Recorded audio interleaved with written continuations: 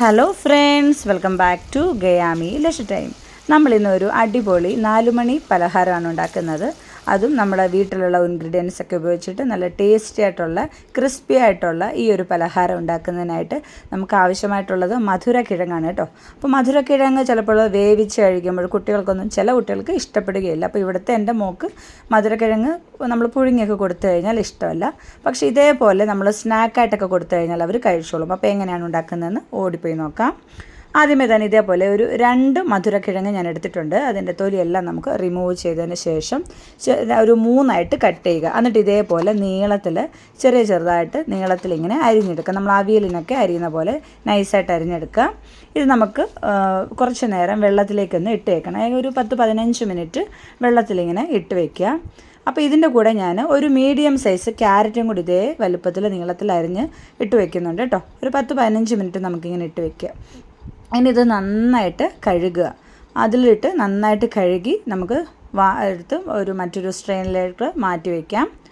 അപ്പോൾ ഇതെല്ലാം റെഡി ആയിട്ടുണ്ട്. ഇനി നമുക്ക് ഇതിലേക്ക് 2 സവാള, മീഡിയം സൈസ് സവാള ഇതേപോലെ തന്നെ നീളത്തിലരിഞ്ഞത്, ഒരു 3 പച്ചമുളക് നീളത്തിലരിഞ്ഞത്, അതേപോലെ 1 കപ്പ് കടലമാവും കൂടെ ചേർത്ത് കൊടുക്കുക. ഇനി ഇതിലേക്ക് ഒരു 1/2 ടീസ്പൂൺ മഞ്ഞൾപ്പൊടി ചേർത്ത് കൊടുക്കുക. അതേപോലെ മുളക് പൊടി നമുക്കിതിലേക്ക് 1 ടീസ്പൂൺ മുളക് പൊടിയും കൂടെ ചേർത്ത് കൊടുക്കണം. 1 ടീസ്പൂൺ ഗരം മസാലയും കൂടെ ചേർത്ത് കൊടുക്കുന്നുണ്ട്. ഇനി നമുക്ക് ആവശ്യത്തിന് ഉപ്പൂടെ ചേർത്ത് കൊടുക്കുക. 1 ടീസ്പൂൺ ഉപ്പൂടെ ചേർത്ത് കൊടുക്കാം. ഇനി നമ്മൾ ഇതിലേക്ക് കറിവേപ്പിലയാണ്, ചെറുതായിട്ട് നുറുക്കിയ കറിവേപ്പില ഇട്ട് കൊടുക്കാം. മല്ലിയില വേണമെങ്കിൽ ഇടാം കേട്ടോ. ഞാൻ പക്ഷേ ഇപ്പം മല്ലിയിലയൊന്നും ഇടുന്നില്ല. ഇനി നമുക്ക് ഒരു 1/2 കപ്പ് വെള്ളം ഒഴിച്ചു കൊടുക്കാം. എന്നിട്ടിത് നന്നായിട്ടൊന്ന് മിക്സ് ചെയ്യുക. അപ്പോൾ ഈ ഒരു കഷ്ണങ്ങൾ കൂടുതലുള്ളത് കൊണ്ട് തന്നെ നമ്മൾ ഈ കടലമാവ് ഇതിൽ നന്നായിട്ട് പൊതിഞ്ഞിരിക്കണം കേട്ടോ. അതാണ് ഇതിൻ്റെ ഒരു കണക്ക്. വെള്ളം അധികമായി പോയി കഴിഞ്ഞാൽ ഈ കഷ്ണങ്ങളിലൊന്നും ഈ മാവ് പിടിക്കുകയില്ല. അതുകൊണ്ട് തന്നെ കുറച്ച് വെള്ളമേ ഒഴിച്ചു കൊടുക്കാവൂ. ഒഴിച്ചു കൊടുത്തിട്ട് നമുക്ക് ഇതേപോലെ ഒന്ന് മിക്സ് ചെയ്ത് നോക്കണം. ഇനി നമുക്കിത് റെസ്റ്റ് ചെയ്യാനായിട്ട് ഒരു 1 മണിക്കൂർ വെക്കുക. ഇനി നമുക്ക് എണ്ണ നല്ല ചൂടായി കഴിയുമ്പോൾ ഇതേപോലെ ഓരോ കൈപ്പിടിയിലെടുത്തിട്ട് ഇങ്ങനെ എണ്ണയിലിട്ട് ചൂടായ എണ്ണയിലേക്ക് ഇട്ട് കൊടുക്കുക കേട്ടോ. അപ്പോൾ ഇതിങ്ങനെ ഉണ്ടാക്കുമ്പോൾ കുട്ടികളൊക്കെ ഈ ഒരു രീതിയിൽ നല്ല കറുമുറാന്ന് നമ്മൾ ഉണ്ടാക്കി കഴിയുമ്പോൾ അവർ തീർച്ചയായിട്ടും കഴിക്കും. അപ്പോൾ മധുരക്കിഴങ്ങും ക്യാരറ്റും ഒന്നും കഴിക്കാത്ത കുട്ടികൾക്ക് ഇതേപോലെയൊന്ന് നമ്മൾ സ്കൂളിൽ നിന്നൊക്കെ വരുമ്പോൾ ഇതേപോലെ ഉണ്ടാക്കി കൊടുത്തു കഴിഞ്ഞാൽ തീർച്ചയായിട്ടും അവർക്ക് ഇഷ്ടമാവും. പിന്നെ ഇത് നല്ല ഒരു ചുമക്ക കളറാവും കേട്ടോ. അതുവരെ നമുക്ക് ഇതേപോലെ തിരിച്ചിട്ട് കൊടുക്കണം. ആദ്യമേ തന്നെ നമ്മൾ നല്ല ഹൈ ഫ്ലെയിമിൽ ഇട്ട് കൊടുക്കുക. അതിന് ശേഷം ഒരു മീഡിയം ഫ്ലെയിമിലേക്ക് മാറ്റുക. ഈ കഷ്ണങ്ങളൊക്കെ ഒന്ന് വേവണമല്ലോ.